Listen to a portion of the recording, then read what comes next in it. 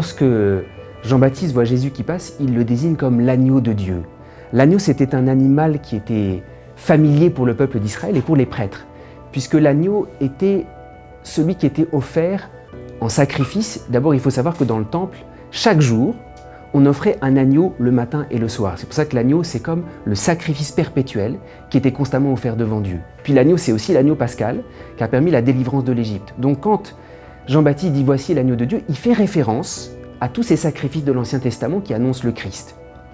Mais dans cette expression « agneau de Dieu », il y a quelque chose qui est encore plus fort. C'est vrai, dans l'Ancien Testament, en fait, c'était les hommes qui apportaient un agneau. Ici, c'est Dieu qui donne l'agneau. L'agneau de Dieu, c'est le Fils du Père. Et ça a une signification très profonde. Dans l'Ancienne Alliance, c'est l'homme, c'est le prêtre, qui est encore un homme, qui offre un sacrifice. Jésus, c'est l'agneau de Dieu, c'est-à-dire l'agneau offert par Dieu lui-même. Et c'est très important pour notre salut, pour être sauvé. C'est pas toi qui prends un mouton ou un agneau, et puis tu fais quelque chose et en échange, Dieu va te sauver. Notre salut, c'est Dieu lui-même, j'allais dire, qui fait tout. Il descend, il est l'agneau donné par Dieu, l'agneau offert par Dieu.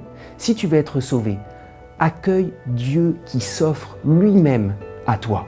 Alors ça doit changer toute notre mentalité. Être sauvé, c'est pas nous-mêmes qui faisons des sacrifices, c'est Dieu qui s'offre lui-même, qui se dévoile à toi. Accueille-le tel que tu es.